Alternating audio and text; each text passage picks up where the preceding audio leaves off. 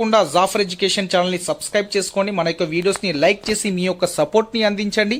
అదేవిధంగా మీ యొక్క మిత్రులకు మీకు తెలిసినటువంటి గ్రూపులలో మీరు షేర్ చేసే ప్రయత్నం అయితే చేయండి. రైట్, ఇక్కడ మొదటి ప్రశ్న చూసుకున్నట్లయితే 41వ ప్రశ్న, హిమాలయ పర్వతాల గురించి క్రింది వాటిని పరిగణించండి ఇచ్చారు. స్టేట్మెంట్స్ ఉన్నాయి, నేను చదువుతున్నాను, మీరు జాగ్రత్తగా చూడండి.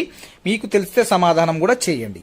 అన్నిటికంటే ఉత్తరాన ఉన్న పర్వతాలను హిమాద్రి శ్రేణి అంటారు. స్టేట్మెంట్ డి, పీర్ పంజల్ హిమాద్రి శ్రేణిలో భాగము. స్టేట్మెంట్ సి, హిమాద్రి శ్రేణిలో హిమానీ నదాలు ఉంటాయి. స్టేట్మెంట్ డి చూడండి, కంగ్రా కులు లోయలు హిమాద్రి శ్రేణిలో భాగము. సో నేను డైరెక్ట్ గా మీకు ఆన్సర్ చెప్తాను. ఇక్కడ చూసుకున్నట్లయితే మనకు ఏంటంటే అన్నింటికంటే ఉత్తరాన ఉన్న పర్వతాలను హిమాద్రి శ్రేణి అంటారు. సో ఇది సరైన సమాధానం అవుతుంది, సరైన స్టేట్మెంటే అది మనకు ఫస్ట్ది. నెక్స్ట్ మనకు పీర్ పంజల్ హిమాద్రి శ్రేణిలో భాగం కాదు. పీర్ పంజల్ అనేది హిమాద్రి శ్రేణిలో భాగం అనేది కాదు. సో మనకు పీర్ పంజల్ అనేది హిమాచల్ శ్రేణిలో భాగంగా ఉంటుంది. పీర్ పంజల్ అనేది హిమాద్రి శ్రేణిలో భాగం అని ఇచ్చారు, కాబట్టి ఇది రాంగ్ స్టేట్మెంట్. ఇది పీర్ పంజల్ అనేది హిమాచల్ శ్రేణిలో భాగంగా అనేది ఉంటుంది. నెక్స్ట్ చూడండి, హిమాద్రి శ్రేణిలో హిమానీ నదాలు ఉంటాయి. ఇది మనకు సరైన స్టేట్మెంటే. నెక్స్ట్, కంగ్రా కులు లోయలు హిమాద్రి శ్రేణిలో భాగము కాదు. కంగ్రా కులు లోయలు అనేటివి హిమాచల్ శ్రేణిలో భాగంగా ఉంటాయి. సో ఇది కూడా మనకు రాంగ్ స్టేట్మెంట్ అవుతుంది. సో ఇక్కడ ఆప్షన్ ఏ అండ్ సి అనేది మనకు సరైన సమాధానం అవుతుంది. So option 3 is the right answer అనేది అవుతుంది.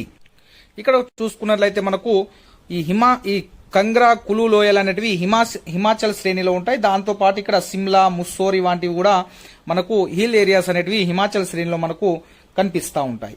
ఇక్కడ చూసుకున్నట్లయితే హిమాచల్ శ్రేణిలో చాలా కఠినమైనటువంటి మరియు సంపీర్ణ శిలలతో రూపొందించబడిగా ఉంటుంది. సో ఇక్కడ మీరు గమనించినటువంటి విషయం ఏంటంటే, ఇంకోటి ఏం చెప్పారు, పీర్ పంజల్ అనేది హిమాద్రి కాదు, హిమాచల్ శ్రేణిలో ఉంటుందని చెప్పాము. సో హిమాచల్ శ్రేణిలో అత్యంత ముఖ్యమైన ఉపశ్రేణులు అయినటువంటి పీర్ పంజల్, ఇంకోటి మహాభారత్ మరియు దౌలాధర్ అనే శ్రేణులు మనకు హిమాచల్ శ్రేణిలో భాగంగా అనేటివి ఉంటాయి. కాబట్టి 2 స్టేట్మెంట్లు ఇక్కడ రాంగ్ ఉన్నాయి, B and D.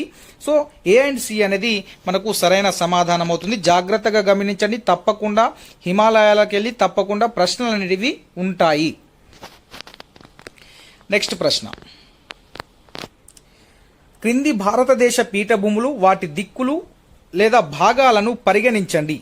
Option statement 1, Malwa పీఠభూమి పశ్చిమం వైపు కలదు. నెక్స్ట్ స్టేట్మెంట్ బి, చోటా నాగపూర్ పీఠభూమి ఉత్తరం వైపు కలదు. స్టేట్మెంట్ సి, దక్కన్ పీఠభూమి నర్మదా నది దక్షిణం వైపు కలదు. స్టేట్మెంట్ డి, నీలగిరి పర్వతాలు దక్కన్ పీఠభూమిలో భాగంగా ఉన్నాయి. దీనిలో సరైన జవాబును ఎంచుకోమని చెప్పారు. మీకు సమాధానం తెలిస్తే కామెంట్ చేయండి, నేను డైరెక్ట్ ఆన్సర్ అయితే మీకు చెప్తున్నాను. ఇక్కడ చూసుకున్నట్లయితే మనకు ఒక్కొక్క స్టేట్మెంట్ ని మనము గమనిద్దాం ఒక్కొక్కటిగా. చూడండి, ఇక్కడ మాల్వా పీఠభూమి అనేది పశ్చిమం వైపు కలదు. ఇది మనకు రైట్ స్టేట్మెంట్ గానే మనము చెప్పుకోవచ్చును. నెక్స్ట్ అదేవిధంగా చోటా నాగ్పూర్ పీఠభూమి ఉత్తరం వైపు కలదు. ఇది రాంగ్ స్టేట్మెంట్. దక్కన్ పీఠభూమి నర్మదా నది దక్షిణం వైపు కలదు. ఇది రైట్ స్టేట్మెంట్ అవుతుంది. అదేవిధంగా నీలగిరి పర్వతాలు దక్కన్ పీఠభూమిలో భాగంగా ఉంటాయి. సో ఇది మనకు రైట్ స్టేట్మెంట్. సో ఏసీడీ అనేటివి మనకు రైట్ స్టేట్మెంట్ గా మనం చెప్పుకోవచ్చు. చూడండి, మనకి ఇక్కడ ఎన్ని బిట్స్ కవర్ అవుతున్నాయి. మాల్వా పీఠభూమి పశ్చిమం వైపు ఉంటుందని తెలుస్తుంది. దక్కన్ పీఠభూమి నర్మదా నది దక్షిణం వైపు కలదు అని తెలుస్తుంది. నీలగిరి పర్వతాలు దక్కన్ పీఠభూమిలో భాగంగా ఉంటాయనే పాయింట్స్ కూడా మనకు ఇక్కడ కవర్ అవుతుంది. So option 4 is the right answer. ACD మాత్రమే సరైనవి. నెక్స్ట్ ఇక్కడ 43వ ప్రశ్న చూసుకున్నట్లయితే, నక్షత్రాలకు సంబంధించి క్రింది అంశాలలో ఒకటి సరైనది కాదు అని అడిగారు. సో ఇక్కడ మనకు చూసుకున్నట్లయితే నక్షత్రాలు పుడుతూ ఉంటాయని ఇచ్చాడు, నక్షత్రాలు పెరుగుతూ ఉంటాయని ఇచ్చాడు, నక్షత్రాల పరిమాణాల్లో మార్పులు ఉండవని అన్నాడు, నక్షత్రాలు చనిపోతూ ఉంటాయని స్టేట్మెంట్స్ 4 ఆప్షన్స్ ఉన్నాయి మనకు. సో ఇక్కడ సరి కానిది అడిగాడు కాబట్టి సరైనది కాదు అన్నారు కాబట్టి, సో నక్షత్రాల పరిమాణాల్లో మార్పులు ఉండవు అనేది సరైనది కాదు కాబట్టి, so option 3 is the right answer అవుతుంది. ఇక్కడ మార్పులు అనేటివి ఉంటాయి, ఉండవు కాదు, ఉంటాయి అయితే మనకు రైట్ అవుతుంది. కాబట్టి కానిది అడిగారు కాబట్టి మనకు option 3 is the right answer అవుతుంది. 44వ ప్రశ్న ఒకసారి మీరు గమనించినట్లయితే, సముద్రపు నీటిలో కరిగిన ఖనిజాలలో ఉప్పు శాతం ఎంత అంటే, సముద్రపు నీటిలో కరిగిన ఖనిజాలలో ఉప్పు శాతం 77.8% ఉంటుంది. గుర్తుంచుకోండి, ఇవి అన్ని న్యూ టెక్స్ట్ బుక్ లో ఉన్నటువంటి క్వశ్చన్స్ 2018 టీఆర్టీలో 2012 క్వశ్చన్ పేపర్ లో ఓల్డ్ సిలబస్ లో క్వశ్చన్స్ ఉంటాయి. సో వాటిని మీరు ప్రాక్టీస్ చేయకండి, జస్ట్ క్వశ్చన్ ప్యాటర్న్ చూసుకోండి తప్ప వాటిని ప్రాక్టీస్ చేసే ప్రయత్నం చేయకండి. అవి ఓల్డ్ సిలబస్ లో ఉన్నటువంటి క్వశ్చన్స్ ఉంటాయి దాంట్లో. కాబట్టి 2018 రైట్. 45వ ప్రశ్న ఒకసారి మీరు జాగ్రత్తగా గమనించండి. క్రింది పవనాలను అవి వీచే ప్రాంతాలతో జతపరచమని చెప్పాడు. ఇక్కడ చూసుకున్నట్లయితే నేను డైరెక్ట్ గా మీకు ఆన్సర్ చెప్తాను. ఆండీస్ లో వీచే పవనాలను ఏమని పిలుస్తారంటే ప్యూనా అని పిలుస్తారు. ఏమని పిలుస్తారు? ప్యూనా అని పిలుస్తారు. నెక్స్ట్ చూసుకున్నట్లయితే దక్షిణ అమెరికాలో వీచే పవనాలను ఏమని పిలుస్తారంటే పాంపేరో అని పిలుస్తారు. నెక్స్ట్ చూడండి, అమెరికా కెనడాలో వీచే పవనాలను ఏమంటారు? చినూక్ అని అంటారు. ఏమంటారు? చినూక్ అంటారు. అమెరికా కెనడాలో వీచే పవనాలను చినూక్ అని అంటారు. నెక్స్ట్ చూడండి, ఫ్రాన్స్ లో వీచే పవనాలను ఏమంటారు? మిస్ట్రాల్ అని అంటారు. ఫ్రాన్స్ లో వీచే పవనాలు ఏమంటారు?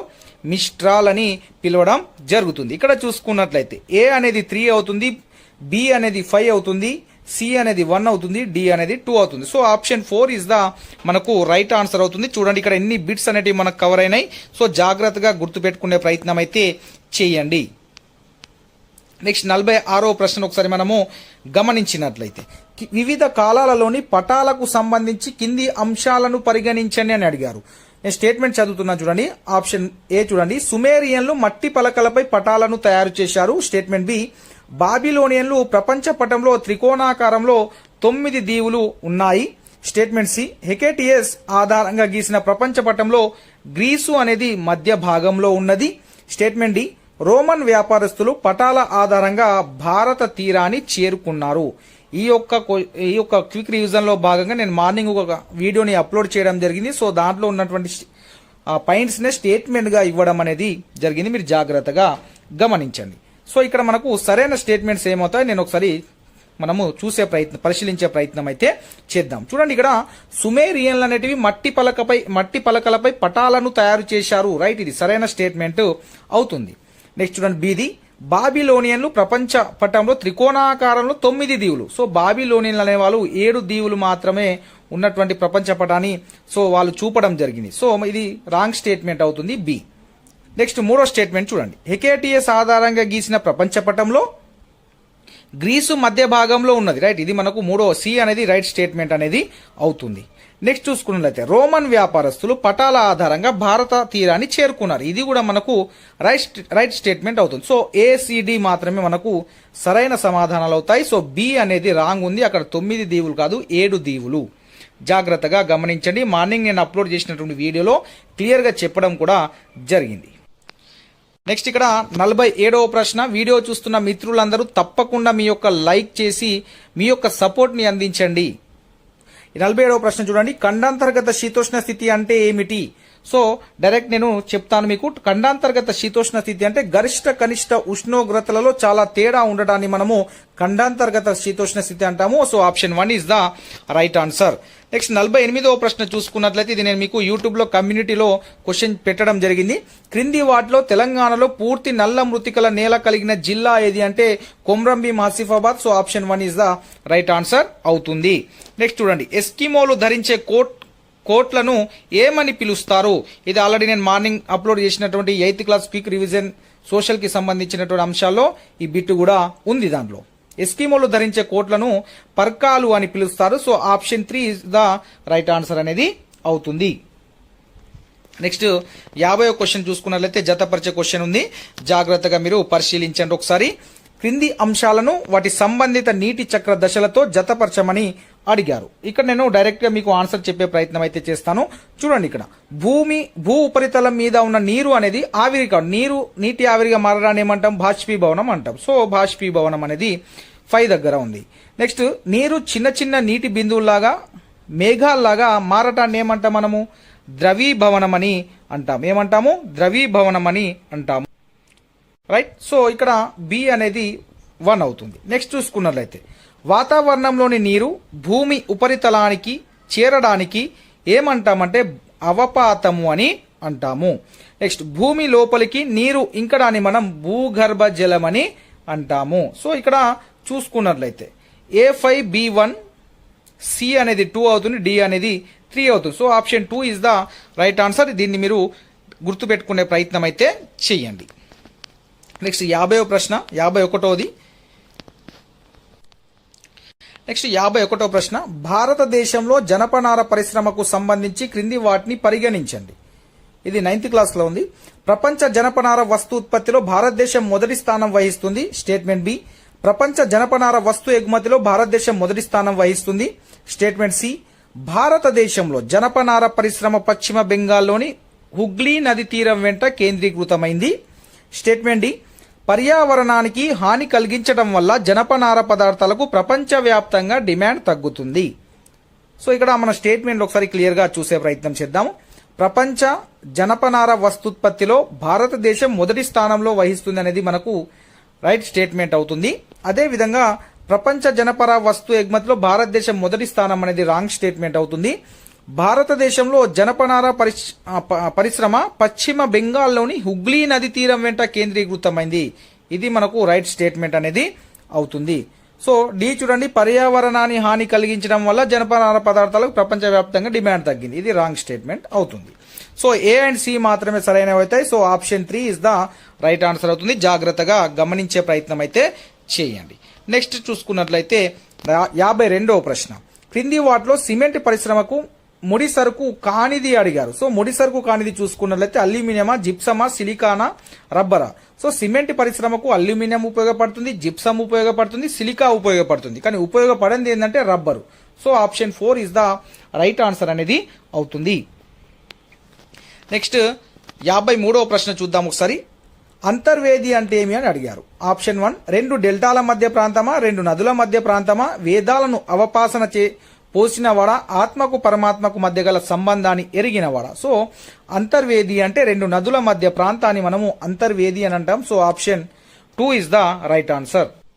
నెక్స్ట్ ఇక్కడ 54వ ప్రశ్న, క్రింది జిల్లాలలో ఒకటి తెలంగాణలో అత్యల్ప స్థాయి సముద్ర మట్టం అంటే 0 to 150 MCL లోపు ఉన్న ప్రదేశం ఉన్న జిల్లా ఏది అని అడిగారు. ఇక్కడ చూసుకున్నట్లయితే మనకు ఖమ్మం జిల్లాలో, సో తెలంగాణలో అత్యల్ప స్థాయి సముద్ర మట్టం ఉన్న జిల్లా ఏది అంటే Khammam. So option 1 is the right answer అవుతుంది.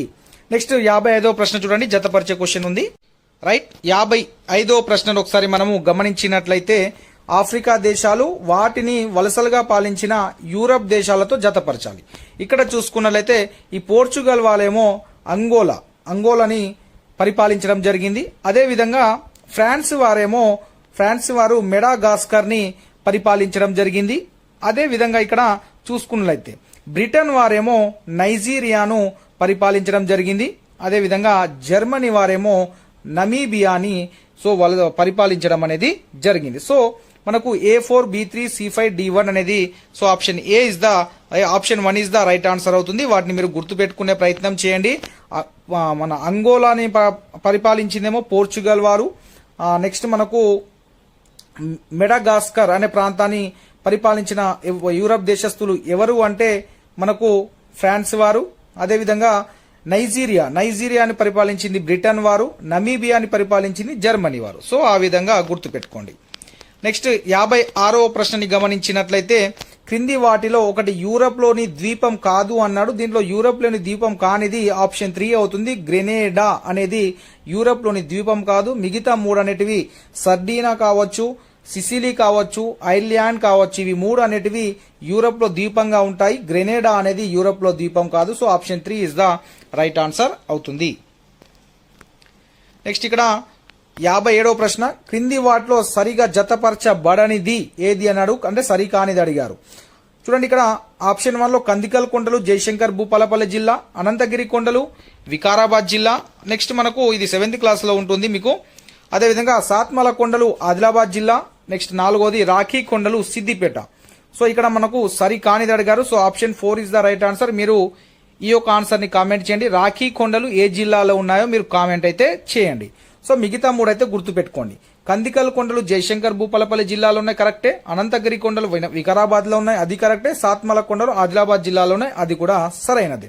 సో రాఖీ కొండలు సిద్దిపేట అని ఇచ్చారు, ఇది రాంగ్ స్టేట్మెంట్ కాబట్టి రాంగ్ అడిగారు కాబట్టి option 4 is the right answer అవుతుంది. మీరు రాఖీ కొండలు ఏ జిల్లాలో ఉన్నాయి మీరు కామెంట్ చేయండి. నెక్స్ట్ 58వ ప్రశ్న, కింది వాటిలో తెలంగాణ రాష్ట్రంలో అత్యల్ప వర్షపాతం అంటే 60 సెంటీమీటర్ల కంటే తక్కువ నమోదయ్యే జిల్లా ఏది అని అడిగారు. ఇది డైరెక్ట్ మనకు తెలిసినటువంటిదే, జోగులాంబ గద్వాల.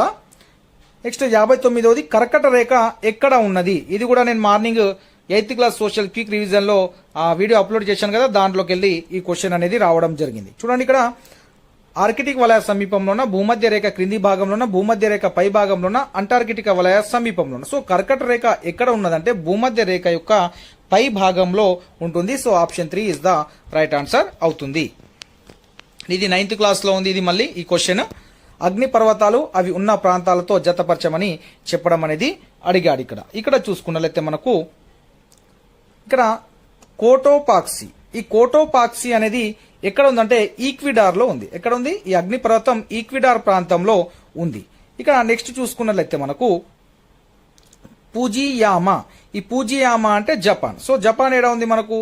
జపాన్ లో ఉన్నటువంటి అగ్ని పర్వతము పూజియామా. కిలిమంజారో అంటే టాంజానియా, ఇది మనకు డైరెక్ట్ గా గుర్తుండేది, ఆప్షన్ 2కి వెళ్ళిపోతుంది. నెక్స్ట్ మౌంట్ పీలీ, ఈ మౌంట్ పీలీ అనేది వెస్ట్ ఇండీస్ లో ఉంది. ఎక్కడ ఉంది? వెస్ట్ ఇండీస్ లో ఉంది.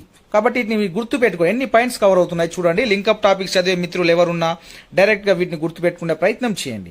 ఓకే, కోటోపాక్సీ అంటే ఈక్విడార్ ప్రాంతంలో ఉన్నది ఈ అగ్ని పర్వతం. పూజియామా అంటే జపాన్, ఈజీగా గుర్తుంటుంది. కిలిమంజారో అంటే టాంజానియా, ఇది మీకు గుర్తుంటుంది. మౌంట్ పిలి అంటే వెస్ట్ ఇండీస్. సో మీరు గుర్తు పెట్టుకునే ప్రయత్నం అయితే చేయండి వీటిని. నెక్స్ట్ 61వ ప్రశ్నని గమనించండి ఒకసారి. భూమి ఆకృతికి సంబంధించి క్రింది వాటిని పరిగణించండి. ఇది 7th క్లాస్ 6th క్లాస్ లో ఉంది. స్టేట్మెంట్ ఏ, భూమి ఖచ్చితమైన గోళాకారంలో ఉంటుంది. స్టేట్మెంట్ బి, భూమి ఉత్తర దక్షిణ ధృవాల దగ్గర కొద్దిగా నొక్కుకుపోయి ఉంటుంది. స్టేట్మెంట్ సి, గ్లోబులు భూమి ఆకారాన్ని ఖచ్చితంగా చూపిస్తాయి. స్టేట్మెంట్ సి, భూమధ్య రేఖ వద్ద భూమి కొద్దిగా ఉబ్బినట్లు ఉంటుంది. రైట్, ఇక్కడ మనకు సరైన స్టేట్మెంట్లు రెండే ఉన్నాయి. చూడండి, భూమి ఖచ్చితమైన గోళాకారంలో ఉంటుంది అనేది రాంగ్ స్టేట్మెంట్ ఉంటుంది. నెక్స్ట్ అదే విధంగా భూమి ఉత్తర దక్షిణ ధృవాల వద్ద కొద్దిగా నొక్కుకుపోయి ఉంటుంది, ఇది రైట్ స్టేట్మెంట్. గ్లోబులు భూమి ఆకారాన్ని ఖచ్చితంగా చూపిస్తాయి, చూపించవు. భూమధ్య రేఖ వద్ద భూమి కొద్దిగా ఉబ్బినట్లు ఉంటుంది, ఇది రైట్ స్టేట్మెంట్. సో మనకు బి అండ్ డి అనేది రైట్ స్టేట్మెంట్ అవుతుంది. So option 2 is the right answer అవుతుంది. నెక్స్ట్ 62వ ప్రశ్న. స్టెప్పీలు అంటే ఏమిటి అంటే యురేషియాలోని సమశీతోష్ణ మండల గడ్డి భూములను స్టెప్పీలు అని అంటాము. So option 2 is the right answer అవుతుంది. నెక్స్ట్ 63వ ప్రశ్న చూడండి, మళ్ళీ జతపరిచే క్వశ్చన్ ఇచ్చారు.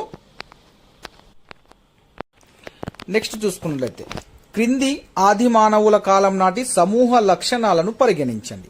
సో ఇక్కడ చూసుకున్నట్లయితే డైరెక్ట్ గా నేను ఆన్సర్ చెప్పే ప్రయత్నం చేస్తాను. నేను మీకు ధనిక పేద తేడాలు లేకపోవడం, ఇది సరైన స్టేట్మెంటే, సరైన జవాబు అడిగారు. నెక్స్ట్ స్టేట్మెంట్ బి, వేటాడిన జంతువులకు కృతజ్ఞత తెలిపేవారు, ఇది సరైనదే. ముఖ్య నిర్ణయాలు సామూహికంగా తీసుకునేవారు, ఇది కరెక్టే. ఆహార వేటలో స్త్రీలు పిల్లల పాత్ర ఉండేది కాదు అనేది రాంగ్ స్టేట్మెంట్, వాళ్ళ పాత్ర కూడా ఉండేది. So option D is the wrong statement ఉంది. సో ఏబిసి మాత్రమే మనకు సరైనవి కాబట్టి option 3 is the right answer. So questions ఏ విధంగా ఫ్రేమ్ అవుతున్నాయి చూడండి. సో నేను చెప్పినటువంటి హైలైట్ బిట్స్ లో ఉన్నటువంటి అంశాలు కావచ్చు, హైలైట్ అంశాలు టెక్స్ట్ బుక్ లో ఉన్నటువంటి తీసుకొని చెప్పడం జరిగింది. మార్నింగ్ క్విక్ రివిజన్ చెప్పడం జరిగింది. దాంట్లోకి వెళ్ళి ఎన్ని క్వశ్చన్స్ ఉన్నాయో ఒకసారి మీరు జాగ్రత్తగా పరిశీలించే ప్రయత్నం చేయండి.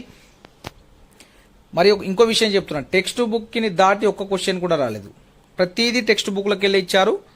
డైరెక్ట్ గా అంటే డైరెక్ట్ బిట్స్ కాకుండా జతపరిచే రూపంలో ఇచ్చారు. పేపర్ ఈజీగా ఉండొచ్చు కానీ టైం టేకింగ్ పేపర్ అనేది చెప్పవచ్చు మనం. 64వది, క్రింది వాటిలో ఒకటి మహాజనపదాల కాలం నాటి ముఖ్య పురాతత్వ ప్రాంతం కాదు. ఏది కాదు? గుర్జారా. సో గుర్జారా అనేది మహాజనపదాల కాలం నాటి ముఖ్య పురాతత్వ ప్రాంతం అనేది కాదు. ఇది అత్రం జిఖేరా, కౌశంబి, అయోధ్య అనేటివి మహాజనపదాల కాలం నాటి పురాతత్వ ప్రాంతాలు అవుతాయి, కానీ గుర్జారా అనేది మాత్రము కాదు. నెక్స్ట్ 65వ ప్రశ్న చూడండి. అశోకుని ఆలోచనలకు సంబంధించి క్రింది వాటిని పరిగణించండి. సరైనవి అడిగారు. దేవత పూజలు, జంతు బలులకు స్థానం లేదు, స్టేట్మెంట్ రైటే. జంతు వైద్య సదుపాయాల ఏర్పాటు చేశాడు, ఇది కరెక్టే. మత సామరస్యం ఉండే, ఇది కరెక్టే. కానీ బానిస సేవక వ్యవస్థల నిషేధం అనేది లేదు. సో ఇది స్టేట్మెంట్ రాంగ్. ఏబిసి మాత్రమే సరైనది. So option 3 is the right answer అవుతుంది. సో ఇక్కడ అశోకుని ఆలోచనలకు సంబంధించి చూసుకున్నట్లయితే బానిస సేవక వ్యవస్థల నిషేధం అనేది లేదు. సో దాన్ని మీరు గుర్తుపెట్టుకోండి. నెక్స్ట్ ఇక్కడ 68వ ప్రశ్న చూడండి. వేదకాలంలోని ముఖ్యమైన 3 దేవతలు ఎవరు అంటే వేదకాలంలో అగ్ని, ఇంద్రుడు, సోమలత అనేటివి వేదకాలంలోని ముఖ్యమైన ముగ్గురు దేవతల పేర్లు అగ్ని, ఇంద్రుడు, సోమలత. జాగ్రత్తగా గుర్తుంచుకోండి.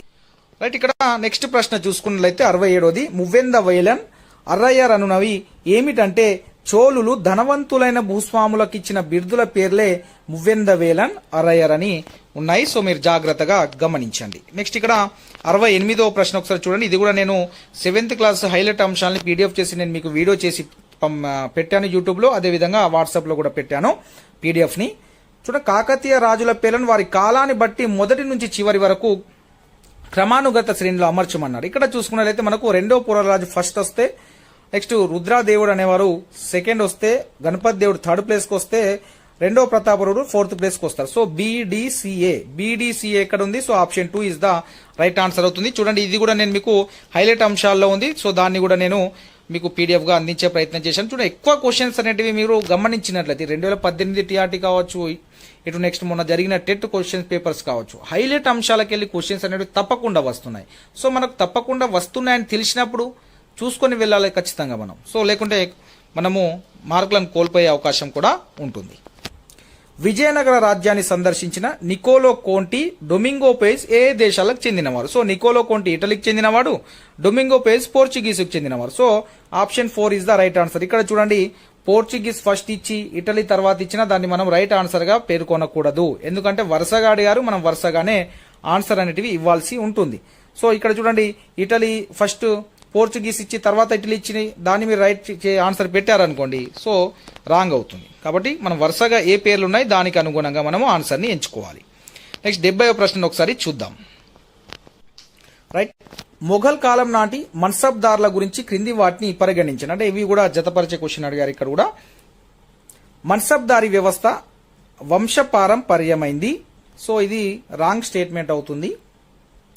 నెక్స్ట్, మన్సబ్దార్లకు, గుర్రపు రౌతులకు అశ్విక దళాలను పెంచి పోషించే బాధ్యతలు ఉండేవి. ఇది మనకు రైట్ స్టేట్మెంట్ అవుతుంది. ప్రతి మన్సబ్దారు తన ప్రత్యేక మన్సబ్ ప్రాంతానికి జీవితాంతం ఒకే చోట పనిచేసేవాడు. ఇది రాంగ్ స్టేట్మెంట్, ఒకే చోట పనిచేసేవాడు కాదు. స్టేట్మెంట్ డి చూడండి, మన్సబ్దార్ మరణాంతరం అతని యావత్ ఆస్తిని చక్రవర్తి జప్తు చేసుకునేవాడు. ఇది రైట్ స్టేట్మెంట్. సో ఇక్కడ సరైనవి ఏంటంటే బి అండ్ డి మాత్రమే సరైనవి. So option 3 is the right answer. Next, ceded జిల్లాలు అనగా, సో సీడెడ్ జిల్లా అనగా ఏంటి అంటే అనంతపురం, బళ్ళారి, కడప, కర్నూలు అని మనము సీడెడ్ జిల్లాలుగా పేర్కొనడం జరుగుతుంది. So option 4 is the right answer. జాగ్రత్తగా గుర్తుపెట్టుకుని సీడెడ్ జిల్లాలు అనంతపురం, బళ్ళారి, కడప, కర్నూలు. నెక్స్ట్, కాదంబరి గంగూలీ ఎవరు? ఈ కాదంబరి గంగూలీ అనటమే కాంగ్రెస్ మొదటి మహిళా గ్రాడ్యుయేట్ ప్రతినిధి. So option 3 is the right answer. Congress మొదటి మహిళా గ్రాడ్యుయేట్ ప్రతినిధి కాదంబరి గంగూలీ గారు. నెక్స్ట్ మనము 73వ ప్రశ్న చూడండి. ఇక్కడ రవీంద్రనాథ్ ఠాగూర్ బ్రిటిష్ ప్రభుత్వం తనకిచ్చిన నైట్ హుడ్ బిరుదును ఎందుకు వదిలేయడం జరిగింది? అంటే దేనికి నిరసనగా అంటే మరి రిటర్న్ చేయడం జరిగింది. అయితే ఇక్కడ జలియాన్ వాలా బాగ్ మరణకాండకు నిరసనగా అతనికి ఇచ్చినటువంటి బ్రిటిష్ ప్రభుత్వం ఇచ్చినటువంటి బిరుదును రిటర్న్ చేయడం అనేది జరిగింది రవీంద్రనాథ్ ఠాగూర్ గారు. So option 1 is the right answer. Next ఇక్కడ చూసుకున్నట్లయితే 74వ ప్రశ్న చూడండి ఒకసారి. స్త్రీల అభిప్రాయాల కంటే పురుషుల అభిప్రాయాలకు ప్రాధాన్యతను ఇచ్చినందుకు గణతంత్రాన్ని విమర్శించిన సంస్కృతిక పునర్జీవన కాలం నాటి వెనీసు మహిళా రచయిత్రి ఎవరు అని ఇక్కడ అడగడం జరిగింది.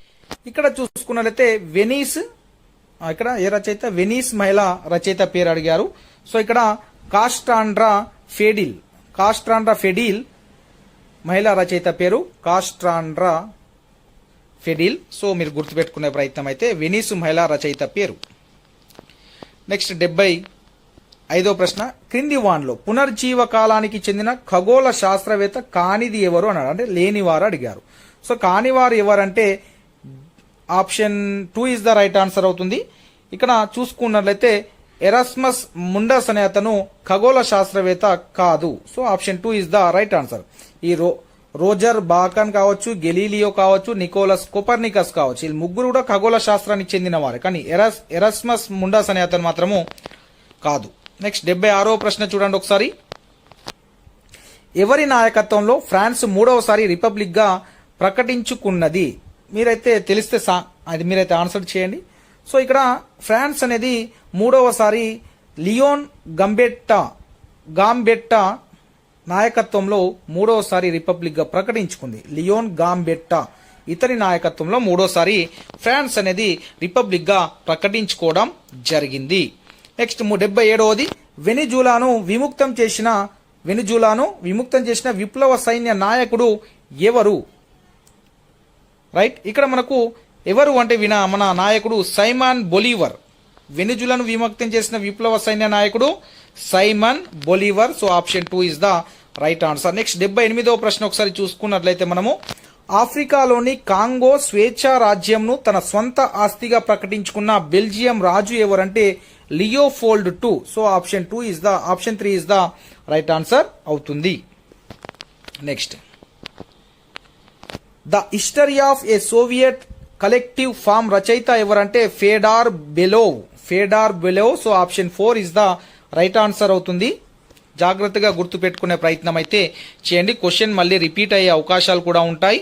మీరు వీడియో చూస్తున్న వాళ్ళు తప్పకుండా లైక్ చేయండి, మన ఛానల్ని సబ్స్క్రైబ్ కూడా చేసుకోండి కొత్తగా చూస్తున్న మిత్రులు. క్రింది వానిలో పురుషుల ప్రపంచంలో అతని ప్రధాన రంగంలో మహిళలు జోక్యం చేసుకోవడం సరైనది కాదు అని అన్నవారు ఎవరు అంటే హిట్లర్. సో ఇక్కడ option 3 is the right answer. Adolf Hitler అనేవారు చెప్పడం అనేది జరిగింది పై వాక్యాలు. నెక్స్ట్ 81వది 1947 ఆగస్టు 15 నాటికి భారతదేశంలో విలీన ఒప్పంద పత్రంపై సంతకం చెయ్యని 3 స్థానాలు ఏవి అంటే Kashmir, Hyderabad, Junagadh. So option 4 is the right answer. అప్పటికి వారు సంతకం చేయలేదు, కాశ్మీర్, హైదరాబాద్, జూనాగఢ్ వారు.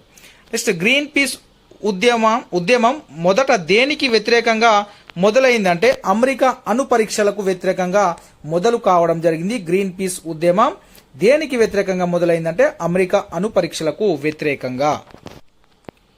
నెక్స్ట్ ఇక్కడ 83 చూసుకున్నట్లయితే నర్మదా బచావో ఉద్యమంలో అనేక ధోరణులకు కలగలిసి ఉన్న వాటికి సంబంధించి క్రింది వాటిని పరిగణించామని చెప్పారు. ఇక్కడ చూసుకున్నట్లయితే సరైన మనకు స్టేట్మెంట్ చూసుకున్నట్లయితే మూలవాసి ప్రజల ఉద్యమము, ఇది మనకు సరైనదే. నెక్స్ట్ నయా ఉదారవాద సమర్థ ఉద్యమము, ఇది కరెక్టే. భూ నిర్వసితుల ఉద్యమం అనేది రాంగ్ స్టేట్మెంట్. భూ పరిరక్షణ రైతు ఉద్యమం, ఇది రైట్ స్టేట్మెంట్. సో మనకు ఏబిడి మాత్రమే సరైనవి. రైట్, సారీ మిత్రమా, ఇక్కడ చూసుకున్నట్లయితే మనకు ఏసీడీ మాత్రమే సరైనవి. ఇక్కడ చూసుకున్నట్లయితే డి అనేది ఏసీడీ రైట్ అవుతాయి మనకు. బి అనేది రాంగ్ స్టేట్మెంట్ అవుతుంది. నయా ఉదారవాద సమర్థ ఉద్యమం అనేది మనకు రాంగ్ స్టేట్మెంట్. దీంట్లో మూలవాసి ప్రజల ఉద్యమం రైటే, భూ నిర్వసితుల ఉద్యమం కరెక్టే, భూ పరిరక్షణ రైతు ఉద్యమం కూడా కరెక్టే. కాబట్టి ఏసీడీ మాత్రమే సరైనవి. ఒకసారి జాగ్రత్తగా గమనించే ప్రయత్నం అయితే చేయండి. నెక్స్ట్ ఇక్కడ చూసుకున్నట్లయితే 1956 పెద్ద మనుషుల ఒప్పందం అంశాలకు సంబంధించి క్రింది వాటిని పరిగణించమని చెప్పాడు. ఇక్కడ చూసుకున్నట్లయితే తెలంగాణ మూవ్మెంట్ కి అంటే 1969కి 56కి సంబంధించి అడగడం జరిగింది. ఇక్కడ చూసుకున్నట్లయితే మనకు ఫస్ట్ స్టేట్మెంట్ చూడండి. తెలంగాణలోని రెవెన్యూ మిగులను తెలంగాణకే ఖర్చు చేయాలి, ఇది మనకు పెద్ద మనుషుల ఒప్పందంలో అయితే ఉంది. ఇది నెక్స్ట్ 20 శాసనసభ్యులచే చట్టబద్ధమైన తెలంగాణ ప్రాంతీయ సంఘం ఏర్పాటు చేయాలి, ఇది ఉంది. ఆంధ్రప్రదేశ్ మంత్రుల బృందంలో 50% తెలంగాణ నుంచి 50% ఆంధ్ర నుండి ఉండాలి, ఇది లేదు. అంటే ఏమున్నారంటే ఒకవేళ ఆంధ్ర వాళ్ళు సీఎం అయితే ఏపీ వాళ్ళు డిప్యూటీ సీఎం ఉండాలి, ఒకవేళ తెలంగాణ వాళ్ళు సీఎం అయితే ఏపీ వాళ్ళు డిప్యూటీ సీఎం ఉండాలనేది దాని యొక్క ఒప్పందంలో అయితే ఉంది. నెక్స్ట్ తెలంగాణ వ్యవసాయ భూమిని తెలంగాణేతరులకు అమ్మకంపై సంపూర్ణ నిషేధం, సో ఇది కూడా లేదు. ఇక్కడ తెలంగాణ స్థానికులకు మాత్రమే ఉద్యోగాలు ఇవ్వాలి, నాన్ ముల్కీ వాళ్ళు ఎవరైతే ఉన్నారో వారిని పంపించి లోకల్ ఉన్న వాళ్ళకి ఉద్యోగాలు అనేది మనకు ఆ యొక్క పెద్ద మనుషుల ఒప్పందంలో ఉంటుంది. So option 1 is the right answer. A B మాత్రమే సరైనవి దీంట్లో. నెక్స్ట్ ఒకసారి చూసుకున్నట్లయితే ఇక్కడ 1946 భారత రాజ్యాంగ సభ ఎన్నికలకు సంబంధించి క్రింది అంశాలను పరిగణించమని చెప్పారు. ఇక్కడ చూసుకున్నట్లయితే మనకు సరైన స్టేట్మెంట్ మనము చూసే ప్రయత్నం అయితే చేద్దాము. 1946లో రాష్ట్రాల శాసనసభ్యుల ఎన్నిక సార్వత్రిక వయోజన ఓటు హక్కు ద్వారా జరిగినాయి, రాంగ్ స్టేట్మెంట్. నెక్స్ట్ రాజ్యాంగ సభ సభ్యులను రాష్ట్ర శాసనసభలు పరోక్షంగా ఎన్నుకున్నాయి, ఇది right statement. Next C British ప్రత్యక్ష పాలనలో రాష్ట్రాలు 292 సభ్యులను ఎన్నుకున్నాయి, ఇది రైట్ స్టేట్మెంట్ అవుతుంది. అన్ని సంస్థానాలు కలిసి 98 సభ్యులను ఎన్నుకున్నాయి, ఇది రాంగ్ స్టేట్మెంట్ అనేది అవుతుంది. మనకు బి అండ్ సి అనేది మాత్రమే సరైన సమాధానం అవుతుంది. So option 3 is the right answer. 1946 సంబంధించినవి అడిగారు అతను. నెక్స్ట్ భారత రాజ్యాంగంలోని కేంద్రీకరణ అంశాలు నిరంకుశ అధికారికంగా మారి ఫాసిస్ట్ ఆదర్శాల వైపు తీసుకువెళ్లగలవని వ్యాఖ్యానించిన వారు ఎవరు అంటే ఇది మనకు చాలా ఈజీ క్వశ్చన్. ఇక్కడ చూసుకున్నట్లయితే మనకు డిఎస్ సేత్ గారు ఈ యొక్క స్టేట్మెంట్ అనేది చెప్పడం అనేది జరిగింది. ఓకేనా, మరొకసారి చెప్తున్నా, భారత రాజ్యాంగంలోని కేంద్రీకరణ అంశాలు నిరంకుశ అధికారికంగా మారి ఫాసిస్ట్ ఆదర్శాల వైపుకు తీసుకు వెళ్ళగలవని వ్యాఖ్యానించిన వారు డిఎస్ సేత్ గారు. So option 2 is the right answer అవుతుంది. నెక్స్ట్ 87, ఏ రాజ్యాంగ సవరణ ద్వారా ఓటింగ్ వయసు 21 ఏండ్ల నుంచి 18 ఏండ్లకు తగ్గించారంటే 61వ రాజ్యాంగ సవరణ 1988వ సంవత్సరంలో చేయడం జరిగింది. So option 3 is the right answer అవుతుంది. నెక్స్ట్ 88 ఒకసారి చూసుకున్నట్లయితే ఓటింగ్ సమయంలో చెరిగిపోని ఇండేబుల్ సిరా గుర్తుకు సంబంధించి క్రింది వాటిని పరిగణించండి. సిరా గుర్తును కుడి చేయికు చూపుడు వేలు, ఇది రాంగ్, కుడి చేయికి ఎయ్యరు, ఇది మనకు తెలిసే. సిర గుర్తును ఎడమ చేయి చూపుడు వేలు, ఇది రైట్.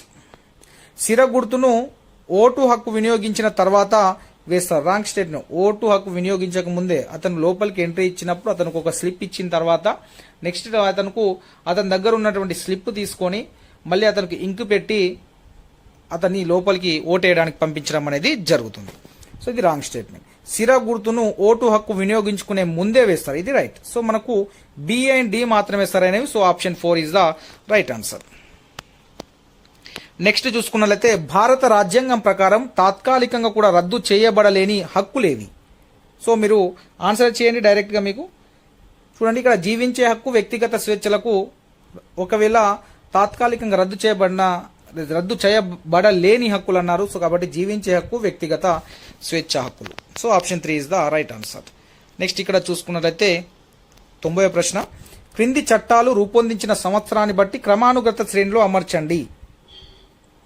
ఇక్కడ మనకు సరైన సమాధానం ఒకసారి చూసుకున్నట్లయితే రైట్, ఇక్కడ ఫస్ట్ బాల్య వివాహ నిషేధ చట్టం ఫస్ట్ వస్తుంది. తర్వాత మనకు సెకండ్ ఏమో బాలల లైంగిక వేధింపుల నిరోధక చట్టం వస్తుంది. నెక్స్ట్ మనకు బాల నేరస్తుల చట్టం థర్డ్ వస్తుంది. 4 ఏమో మనకు బాల కార్మికుల సవరణ చట్టం అనేది వస్తుంది. సో ఈ విధంగా మనకు అయితే క్రమానుగతం అయితే అవుతుంది 19వ ప్రశ్న, 90వ ప్రశ్నకి. నెక్స్ట్ 91వ ప్రశ్న ఒకసారి మనం చూసుకున్నట్లయితే క్రిమినల్ న్యాయ సవరణ చట్టం 2013 సంబంధించి క్రింది వాటిని పరిగణించండి. ఇక్కడ చూసుకున్నట్లయితే సరైన స్టేట్మెంట్లను మనం ఒకసారి గమనించినట్లయితే బాధితులు వ్యక్తిగతంగా పోలీసు అధికారుల ముందు హాజరు కావాల్సిన అవసరం లేదు, ఇది రైట్ స్టేట్మెంట్. బి చూడండి, విచారణను బాధితుల కోరిక మేరకు వీడియో చిత్రీకరణకు అవకాశం, ఇది రైట్ స్టేట్మెంటే. కనీస జైలు శిక్ష 22 సంవత్సరాలు, ఇది రాంగ్ స్టేట్మెంట్. మహిళలపై యాసిడ్ దాడి సందర్భంలో దాడిదారుడు మరణించినప్పటికీ సదరు మహిళకు ఎటువంటి శిక్ష పడదు, రైట్, ఇది మనకు సరైన స్టేట్మెంట్. సో ఆప్షన్ ఏబిడి మాత్రమే సరైనవి. So option 4 is the right answer అవుతుంది. నెక్స్ట్ 92వ ప్రశ్న చూడండి, శాశ్వత డ్రైవింగ్ లైసెన్స్ పొందే ప్రక్రియలో కింది వాటిలో సరైనది కాదు అని అడిగారు. సరైనది కాదు. ఇక్కడ చూసుకున్నట్లయితే మనకు లెర్నర్ లైసెన్స్ పొందిన 30 రోజుల నుండి 150 రోజుల లోపు మాత్రమే శాశ్వత లైసెన్స్ కు దరఖాస్తు వీలు కలదు అన్నది మనకు రాంగ్ స్టేట్మెంట్ అవుతుంది. So option 2 is the right answer అనేది అవుతుంది. చూడండి, ఫస్ట్ స్టేట్మెంట్ చూడండి, లెర్నర్ లైసెన్స్ పొందిన వారే శాశ్వత లైసెన్స్ కు అర్హులు, ఇది రైట్. నిర్ణీత చోదక పరీక్షలు నిర్వహించిన పిదప మాత్రమే లైసెన్సులు జారీ చేస్తారు. డ్రైవింగ్ లైసెన్స్ పొందడానికి కనీస వయసు 18 సంవత్సరాలు కలిగి ఉండాలి, రైట్, ఇవి మనకు రైట్. రెండోది రాంగ్ స్టేట్మెంట్ అవుతుంది. నెక్స్ట్ 93వ ప్రశ్న. నెక్స్ట్ 94వ ప్రశ్నని మనం గమనించినట్లయితే 93, సామాజిక ఆర్థిక జీవితాలలో సమానత్వం తీసుకొని రానిచో రాజకీయ ప్రజాస్వామ్యం ముప్పులో పడుతుందని రాజ్యాంగ సభలో హెచ్చరించిన వారు ఎవరు, రైట్, ఇది మనకు తెలిసినటువంటి సమాధానమే. So option 3 is the right answer అవుతుంది, డాక్టర్ బిఆర్ అంబేద్కర్. నెక్స్ట్ ఇక్కడ 94వ ప్రశ్న, 1951-52 మొదటి లోక్సభ ఎన్నికలకు సంబంధించి క్రింది వాటిని పరిగణించమని చెప్పడం జరిగింది. దీంట్లో మనకు సరైన సమాధానాన్ని మనం చూసే ప్రయత్నం చేద్దాం. ఈ ఎన్నికల నిర్వహణకు 4 నెలల సమయం పట్టింది, స్టేట్మెంట్ 1 రైటే. అంతిమంగా ఎన్నికలలో 498 మంది సభ్యులు ఎన్నికయ్యారు. ఇది రాంగ్ స్టేట్మెంట్. ఓటు హక్కు కలిగిన మహిళల్లో 40% తమ హక్కును వినియోగించుకున్నారు. ఇది రైట్. దేశం మొత్తం మీద 17,500 అభ్యర్థులు ఎన్నికల్లో పోటీ చేశారు. ఇది రైట్ స్టేట్మెంట్. సో మనకు బి అనేది రాంగ్ అవుతుంది. సో ఏసిడి మాత్రమే సరైనవి. So option 4 is the right answer అవుతుంది. నెక్స్ట్ 95వ ప్రశ్న, 2014 లోక్సభ ఎన్నికల్లో పోటీ చేసిన మొత్తం రాజకీయ పార్టీల సంఖ్య ఎంత? 464. So option 3 is the right answer, 464. Next 96వ ప్రశ్న ఒకసారి గమనించినట్లయితే మనం క్రింది వాటిలో ఏది సరైనదని అడగడం జరిగింది. ఇక్కడ మనకు చూసుకున్నట్లయితే అన్ని రాష్ట్రాల శాసన సభ్యులు, పార్లమెంటు ఉభయ సభల సభ్యులు రాష్ట్రపతిని ఎన్నుకుంటారు. So option 3 is the right answer అవుతుంది. చూడండి ఫస్ట్ స్టేట్మెంట్ చూడండి, రాష్ట్రపతి ఉపరాష్ట్రపతి ఎన్నికలు ఒకే రకం ఓటర్లకు నిర్వహిస్తారు. రాంగ్. రాష్ట్రపతిని ప్రత్యక్ష ఎన్నికల ద్వారా, ఉపరాష్ట్రపతిని పరోక్ష ఎన్నికల ద్వారా, రాష్ట్రపతిని కూడా పరోక్ష ఎన్నికనే. ఇది రాంగ్. నెక్స్ట్ అన్ని రాష్ట్రాల శాసనసభ, శాసన మండలి సభ్యులు, లోక్సభ, రాజ్యసభ సభ్యులు రాష్ట్రపతిని ఎన్నుకుంటారు. ఇది రాంగ్. సో ఇక్కడ చూసుకున్నట్లయితే అన్ని రాష్ట్రాల శాసన సభ్యులు, పార్లమెంట్ ఉభయ సభల సభ్యులు రాష్ట్రపతిని ఎన్నుకుంటారు. So option 3 is the right answer అవుతుంది. నెక్స్ట్ 97వ ప్రశ్న ఒకసారి చూసుకున్నట్లయితే ఇక్కడ క్రింది వారిలో తెలంగాణ సాయుధ పోరాట కాలంలో అనేక బుర్రకథ ప్రదర్శనలు ఇచ్చిన వారు ఎవరు? So Nazar. So option 1 is the right answer అవుతుంది. నాజార్ అనే అతను ఇవ్వడం జరిగింది. నెక్స్ట్ 98వ ప్రశ్న, తోలు బొమ్మలాటకు సంబంధించి క్రింది వాటిని పరిగణించండి. ఇక్కడ మనం డైరెక్ట్ గా ఆన్సర్ను ఒకసారి మనం చూసే ప్రయత్నం చేద్దాము. ఈ బొమ్మలను జంతు చర్మాన్ని శుద్ధి చేసి కొంత మేరకు పారదర్శకంగా చేస్తారు. రైట్. పాత్ర వయసు, స్వభావాలను బట్టి ఈ బొమ్మలు 1 నుంచి 6 అడుగుల వరకు ఉంటాయి. ఇది రైట్ స్టేట్మెంట్ అవుతుంది మనకు. ఈ ఆటలో కథనం, గాత్రం పురుషులు మాత్రమే చేస్తారు. ఇది రాంగ్ స్టేట్మెంట్ అవుతుంది. ప్రదర్శనకు చతురస్రాకారంలో 4 వెదురు బొంగులను తెల్లని గుడ్డ కట్టి తెరగా ఉపయోగిస్తారు. ఇది రైట్ స్టేట్మెంట్. సో ఏబిడి మాత్రమే సరైనవి. So option 3 is the right answer. Next 99వ ప్రశ్న గమనించినట్లయితే కొమ్రం భీం సినిమాకు సంబంధించి క్రింది వాటిని పరిగణించమని అడిగారు. ఇక్కడ చూసుకున్నట్లయితే ఈ సినిమా తీసిన 20 ఏండ్ల తర్వాత విడుదలైంది. ఇది రైట్ స్టేట్మెంటే. ఈ సినిమా కథానాయక పాత్రను ముకుందం గారి భూపాల్ రెడ్డి గారు పోషించాడు. ఇది రైట్ స్టేట్మెంట్ అవుతుంది. ఈ చిత్రానికి బి నరసింహరావు దర్శకత్వం వహించాడు. రాంగ్ స్టేట్మెంట్ అవుతుంది. ఈ చిత్రానికి జాతీయ సమగ్రతకు సంబంధించి ఉత్తమ చిత్రం బహుమతి లభించడం జరిగింది. So option D is the right answer అవుతుంది. సో ఏబిడి అనేది మనకు సరైన సమాధానము అవుతుంది. 90వ ప్రశ్న, క్రింది పత్రికలు అవి వెలువడిన సంవత్సరానికి సంబంధించి సరిగా జతపరచబడనిది అన్నాడు. జతపరచబడనిది అంటే రాంగ్ స్టేట్మెంట్ అడిగాడు. ఇక్కడ మనకు చూసుకున్నట్లయితే అమృత్ బజార్ పత్రిక 1885 అనేది ఇక్కడ రాంగ్ స్టేట్మెంట్ ఉంది. సో మనకు option 2 is the right answer అవుతుంది. Bengal gazette 1718, the Hindu 1878, Kesari 1881. Next ఇక్కడ చూసుకున్నట్లయితే 101 క్వశ్చన్, క్రికెట్ ఆటలో బౌలింగ్ ప్రక్రియలో 2 ముఖ్యమైన నైపుణ్యాలకు దూసరా, రివర్స్ స్వింగ్ బీజం వేసిన దక్షిణ ఆసియా దేశం ఏది? మనకందరికి తెలిసినటువంటిదే Asia. So option 2 Pakistan. Option 2 is the right answer అవుతుంది. నెక్స్ట్ 102వ ప్రశ్న, రాష్ట్రాల శాసనసభ సభ్యుల ఎన్నికల్లో పోటీ చేయడానికి ఒక వ్యక్తికి ఉండాల్సిన అర్హతలను పరిగణించండి. భారతదేశ పౌరుడై ఉండాలి. ఇది రైట్ స్టేట్మెంటే. 21 సంవత్సరాల వయసు దాటి ఉండాలి. ఇది చూడండి రైటా రాంగా మీరు కామెంట్ చేసే ప్రయత్నం అయితే చేయండి నాకు. నెక్స్ట్ ఎలాంటి లాభదాయకమైన ప్రభుత్వ పదవుల్లో ఉండరాదు. ఇది రైట్ అవుతుంది. దేశంలో ఎక్కడైనా ఒక ఓటరుగా నమోదు చేసుకొని ఉండాలి. సో ఇక్కడ చూసుకున్నట్లయితే భారతదేశ పౌరుడై ఉండే, ఇది రైట్ స్టేట్మెంట్ అవుతుంది. నెక్స్ట్ ఎలాంటి లాభదాయకమైన పదవుల్లో ఉండరాదు. ఏసీ మాత్రమే సరైనది. 21 కాదు, ఇక్కడ 25 ఇయర్స్ వస్తుంది. అదేవిధంగా ఇక్కడ చూసుకున్నట్లయితే దేశంలో ఎక్కడైనా ఒక ఓటర్, దేశంలో కాదు ఆ నియోజకవర్గంలో ఓటు హక్కుని కలిగి ఉండాల్సి అయితే ఉంటుంది. సో మనకి ఇక్కడ సరైన సమాధానము ఏసీ మాత్రమే అవుతుంది. So option 3 is the right answer. Next చూసుకున్నట్లయితే గ్రామ పంచాయతీకి సంబంధించి క్రింది వాటిని పరిగణించమని అడిగారు. దీంట్లో మనకు సరైన సమాధానం ఒకసారి మనము చూసే ప్రయత్నం అయితే చేద్దాము. సర్పంచ్, ఉప సర్పంచ్ పదవులకు రెండింటికి గ్రామ ప్రజలు ప్రత్యక్ష ఎన్నికలు. నాట్ ఓన్లీ సర్పంచ్ ప్రత్యక్షం, ఉప సర్పంచ్ పరోక్షం. సర్పంచ్ గ్రామానికి మొదటి పౌరుడు, ఇది రైట్. సర్పంచ్ లేనప్పుడు ఆ ఉప సర్పంచ్ బాధ్యతలు నిర్వహిస్తారు, ఇది రైటే. ప్రతి గ్రామ పంచాయతీకి ఒక కార్యదర్శిని, మేజర్ గ్రామ పంచాయతీ అయితే ఒక కార్యనిర్వహణ అధికారిని ఎన్నుకుంటారు. ఎవరు ఎన్నుకుంటారు? ప్రజలైతే ఎన్నుకోరు, కాబట్టి ఇది రాంగ్ స్టేట్మెంట్. సో బీసీ మాత్రమే సరైనది. So option 2 is the right answer అవుతుంది. నెక్స్ట్ ఇక్కడ 104వ ప్రశ్న ఒకసారి మనం గమనించినట్లయితే పురపాలక సంఘాలకు సంబంధించి క్రింది అంశాలను పరిగణించమని చెప్పారు. ఇక్కడ మనము చూసుకున్నట్లయితే సాధారణంగా పురపాలక సంఘాల ఎన్నికలు ప్రతి 5 సంవత్సరాలకు ఒకసారి జరుగుతాయి, రైట్. కౌన్సిలర్ లేదా కార్పొరేటర్కి ఎన్నిక కావడం కనీస వయసు కాదు, ఇది 21 ఇయర్స్ ఉండాలి. పురపాలక సంఘాలు నీటి సరఫరా, రోడ్లు, మురికి కాలువలు వేయడము, వాటి నిర్వహణ, పాఠశాలలు, ఆసుపత్రుల నిర్వహణ మొదలగు చేస్తారు, ఇది మనకు రైట్ స్టేట్మెంటే అవుతుంది. ఇప్పటికి 2 రైట్ అయినాయి.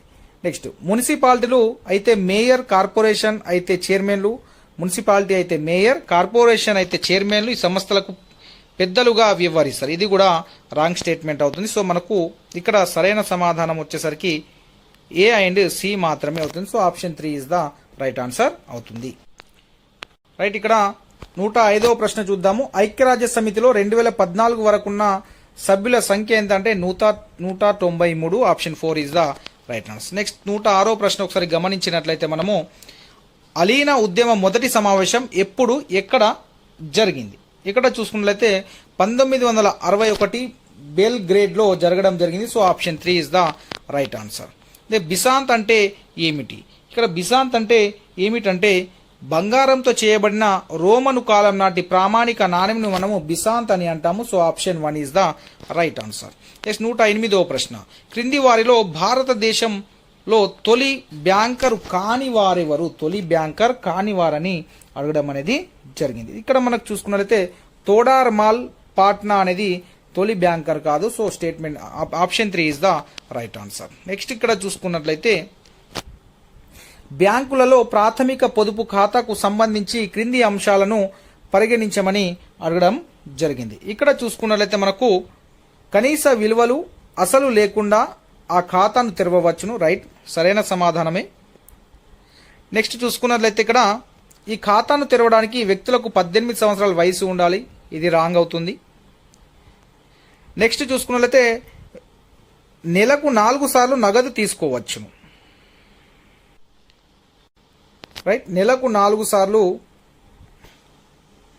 తీసుకోవచ్చును డబ్బుని. నెక్స్ట్ ఎలక్ట్రానిక్ చెల్లింపు మార్గాల ద్వారా వచ్చిన సొమ్మును జమ చేయవచ్చును, రైట్. ఇక్కడ ఏసీడీ మాత్రమే సరైన అవుతాయి. సో బి అనేది రాంగ్ స్టేట్మెంట్ అవుతుంది. నెక్స్ట్ 110వ ప్రశ్న ఒకసారి చూసుకున్నట్లయితే ఇక్కడ డిజిటల్ చెల్లింపు విధానానికి సంబంధించి క్రింది అంశాలను పరిగణించమని అడిగారు. ఇక్కడ మనకు సరైన సమాధానం చూసే ప్రయత్నం చేద్దాం.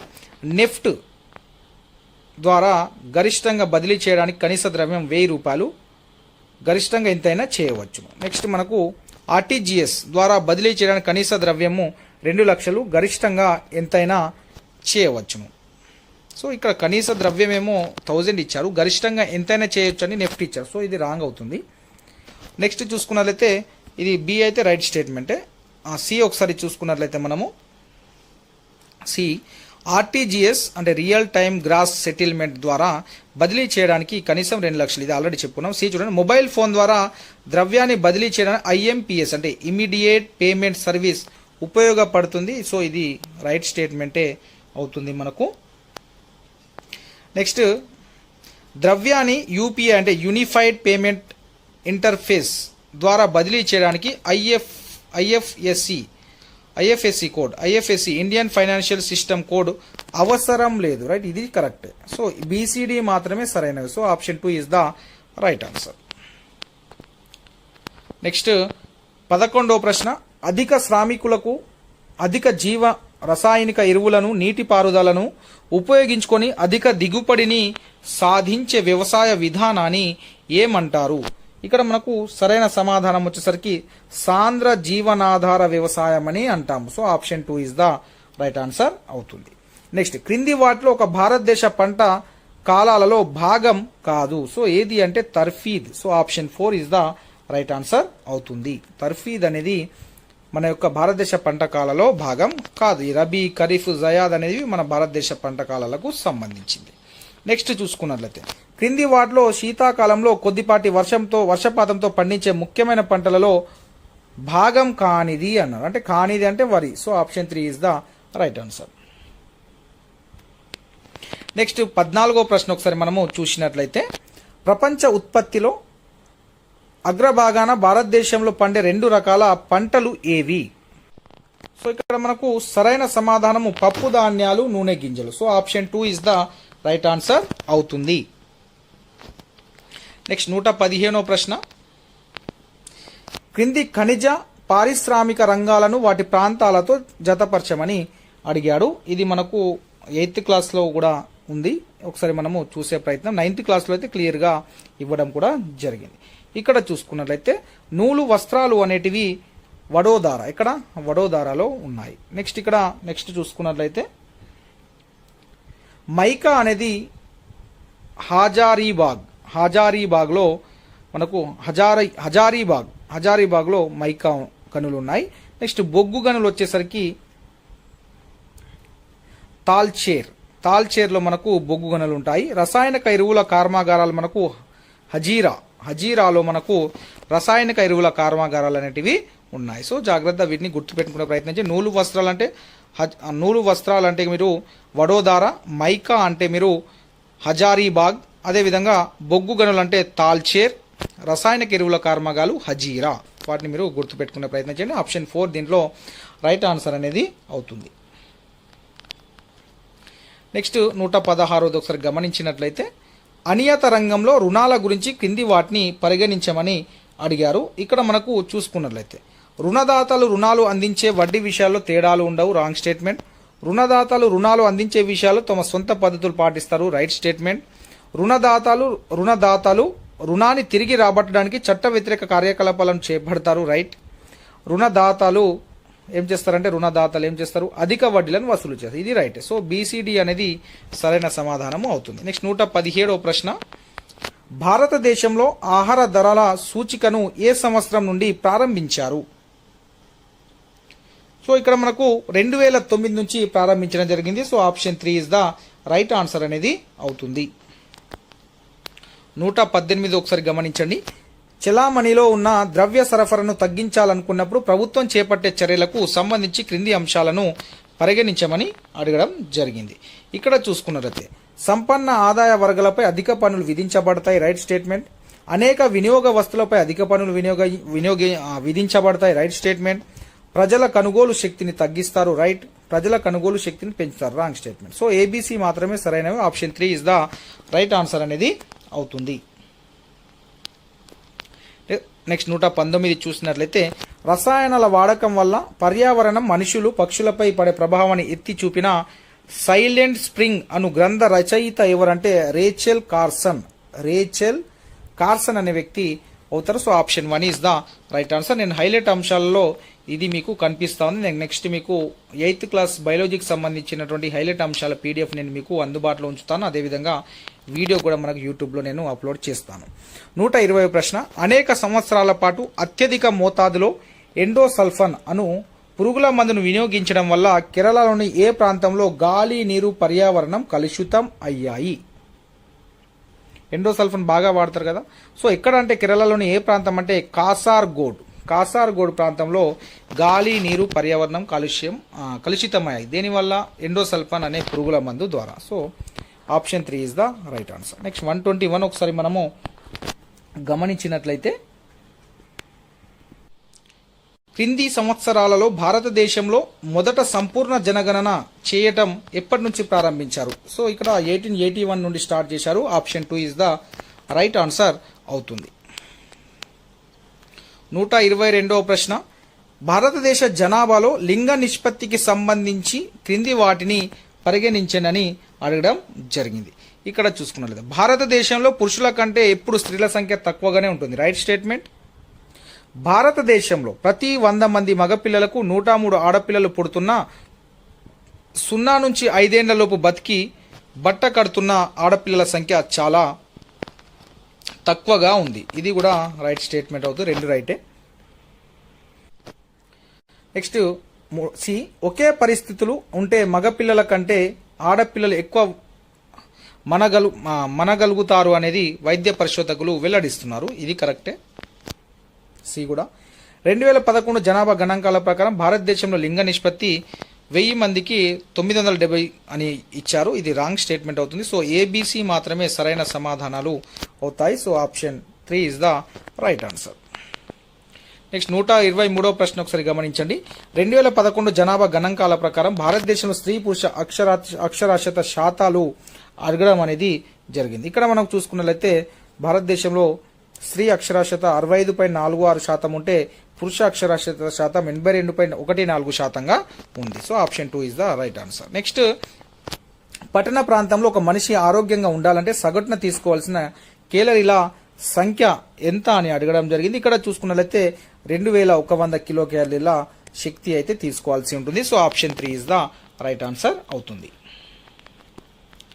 నెక్స్ట్ చూసుకున్నట్లయితే ఇక్కడ క్రింది స్థాయి ప్రజా ఆరోగ్య సేవల వ్యవస్థకు సంబంధించి క్రింది అంశాలను పరిగణించండి. మండల స్థాయి ప్రాథమిక ఆరోగ్య కేంద్రాలు ఉంటాయి మండల స్థాయిలో, రైట్. ప్రతి ప్రాథమిక ఆరోగ్య కేంద్రం కింద 12 ఉప కేంద్రాలు గ్రామాల్లో ఉంటాయి, రాంగ్. ప్రతి 4-5 ప్రాథమిక ఆరోగ్య కేంద్రాలకు ఒక 30 పడకల కలిగిన ప్రజా ఆరోగ్య కేంద్రం ఉంటుంది, ఇది రైట్ స్టేట్మెంట్.